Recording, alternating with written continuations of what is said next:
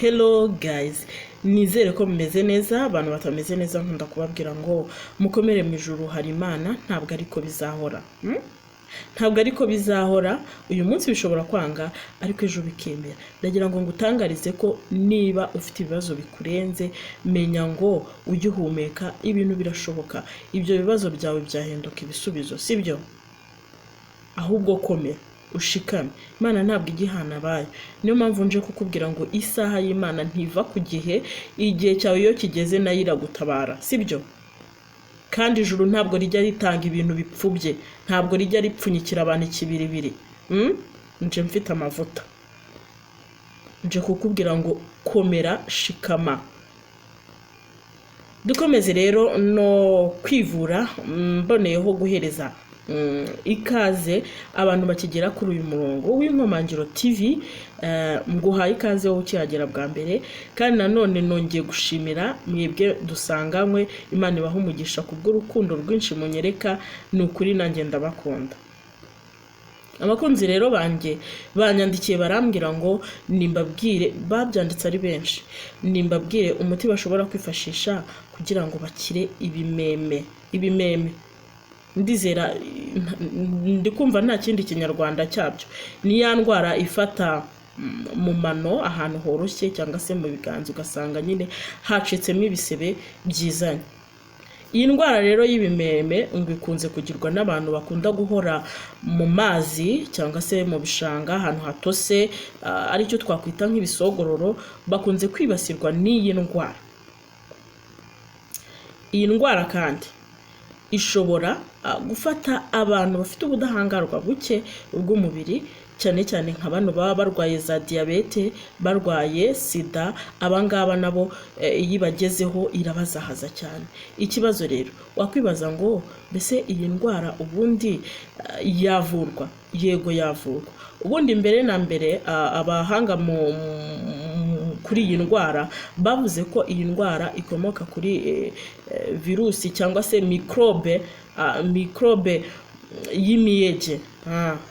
Izi rero izi mikrobe nizo zigenda zikiturira ahantu hakonje, cyane cyane nko mu bishanga. Abantu b'abahinzi bakunda kujya guhinga bambaye ibirenge, kandi bari ahantu hari mu isayo, nk'abantu bajya guhinga imiceri bambaye ibirenge. Cyane cyane rero bakunda kwibasirwa n'iyi ndwara. Ariko si nabo gusa, ahubwo na babandi batazi no guhinga, mbese b'abanyamujyi, ariko bakaba bakunda kwambara inkweto zifunze igihe kirekire, nabo ngo bibasirwa n'iyi ndwara y'ibimeme.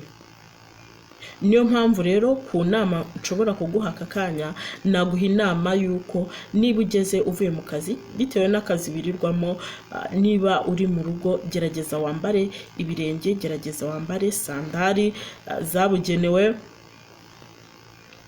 uzambare, noneho ugire gute, utume cyangwa se ureke ibirenge byawe bihumeke. Urumva byiriwe mu ntuze, byiriwe mu nkweto, ibyuya byajemo, ntuje ngo ubikarabe hanyuma ubihanagure ubundi wambare ibirenge. Cyangwa se burya n'ibirenge no kubyambara ni byiza, ariko udakandagiye mu mazi. Uri mu nzu ni byiza kwambara uturenge, cyangwa se mu rugo kuba wizeye isuku y'aho hantu. Ubwo rero iyo ni inama ya mbere ntanze. Ngiye kukubwira rero imiti igera kuri ingahera 5. Impamvu mba mvuga imiti myinshi nuko hari umuntu ushobora kubona umwe ariko undi ntawubone. Bityo rero nkaguhereza imiti myinshi, si ukuyikoreshereza rimwe, ahubwo ni ukugira ngo niba umwe utawubonye ubone undi. Ngiye guhera rero ku bishyimbo. Twese tuzi ibishyimbo, beans, haricot, sibyo? Ndibaza ibishyimbo twese turabizi. Ibiharage, abakunzi banjye baba mu Burundi, ni ibiharage, nibyo ra? Ndibaza mu byumva. Noneho rero ibi bishyimbo ubifata byumye ukabiteka, kuriya tubiteka byumye bikabira bikazana amaminwa. Noneho by'uwo munsi, ntabwo nkubwiye ngo ukoreshe ibishyimbo byaraye, oya, ni iby'uwo munsi. Ufata udushyimbo duke, utunombe tw'uwo munsi twahiye, iyo nombe yabyo ugenda uyomeka ahantu hose hari iki hari ibimeme. Ibi bizatuma ibimeme byawe bikira vuba. Nguhaye iminsi 7 ibimeme byawe biraba bikize. Ikindi kintu ushobora gukora niba waratatswe n'iyi ndwara, ndagira ngo ngutangarize ko rwose irakira. Hari abantu kandi bashobora kuyita indwara yoroheje, kandi n'ukuri zahaza abantu yafashe, ari nayo mpamvu mba nkubwiye ngo ivure ukoresheje ibintu nawe aho ngaho ufite. Umuti wa kabiri rero, ngiye kukubwira ngo ufata tungurusumu zawe uzisekure, numara kuzisekura cyangwa uzibrandinge cyangwa se uzirape, ikikoroheye kizima no kubona utumeze nk'ifu, none ugenda uhomahoma ahantu hari ibimeme. Ibi bizatuma ubasha gukira ibimeme burundu. Umuti wa gatatu, fata amazi y'akazuyaze, nurangiza ushiremo litiro 5 z'amazi y'akazuyaze, nurangiza ushiremo agakombe gato k'ubuki, nurangiza ukandagiremo iminota 30 mbere yo kuryama. Ubikore buri joro. Ntuvuge ngo ni umurengwe w'ubuki, kuko ubuki uretse kuburya ni n'umuti ku bindi bintu byose. Ubwo rero aho ngaho kubukandagiramo si umurengwe, ahubwo ni ukwivura, sibyo? Okay, uwo ni uwundi muti. Uzabikora iminsi 15, ibimeme byawe bizakira. Ikindi kintu rero wakora kugira ngo ukire ibimeme, fata umutobe w'indimu uhagije nk'agace k'agakombe, ugashyire n'ubundi muri litiro 5 z'amazi, nurangiza ukandagiremo. Noneho nurangiza ukandagira, nakazuyaze ntatwika, ujye ukandagiramo buri nimugoroba ibimeme byawe kugeza igihe ubonye ko bikira, bizahita bikira. Umuti wa gatanu, fata vinegre yawe, nurangiza ufate udupfundikizo ufate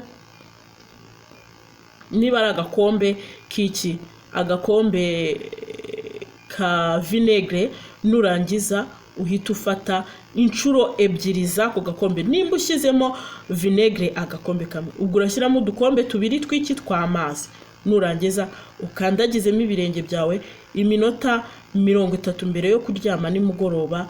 Hanyuma ikindi, nyuma yo gukandagira ujye wihanagura, gukandagiramo ujye wihanagura neza, umuke, ubundi wisige amavuta. Byaba byiza ari elayo, ariko ubonye na vaseline isanzwe nta kibazo, ugasigamo, ubundi warangiza ukiryamira. Ibimeme byawe bizakira. Jya ugerageza utume ibirenge byawe bihumeka, ntukirizemo inkweto kenshi, cyangwa ntugakunde kwambara inkweto zifunze, nazo zituma bya byuya biza, bikaba byatuma watakwa n'iki n'ibimeme. Ubwo simbabwiye umuti, mugende mugerageze muzambwira. Rero wowe waje vuba cyangwa se uje aka kanya, reka nkwibutsa akantu, kanda subscribe kugira ngo tujye tubana mu biganiro bigiye bitandukanye kandi by'umumaro. Nje abo dusanzwe cyangwa dusanganywe barabizi ko ntajya mbabeshya.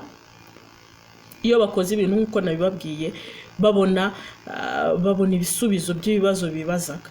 Rero nawe binkorere rwose, urabukoze cyane. Tujye tubana buri gihe ku biganiro bigiye bitandukanye kandi by'umumaro.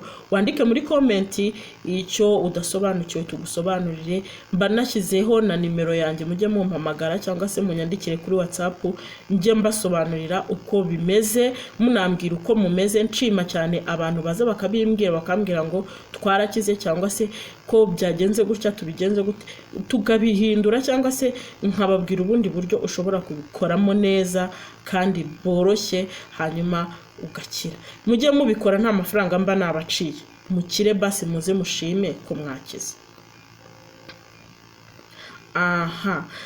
ya abantu rero namwe ndabashimiye mukunda kunyereka yuko turi kumwe sibyo, ndabashimiye mbikuye ku mutima, urukundo rwanyu ndarubona rwose, kandi nimukabyihererane, mujye musharinga iyi linki kugira ngo abantu twivure. Abantu barababaye muri iyi minsi, bazahajwe n'uburwayi bugiye butandukanye, niyo mpamvu nanjye icyo nzajya mbanza nzajya nkibabwira, ntabwo nzaceceka, kandi nzajya nanakora ubushakashatsi bugiye butandukanye kugira ngo ndebe ikintu mbabwira ntababeshye. Ndabakunda, Imana ikandusha.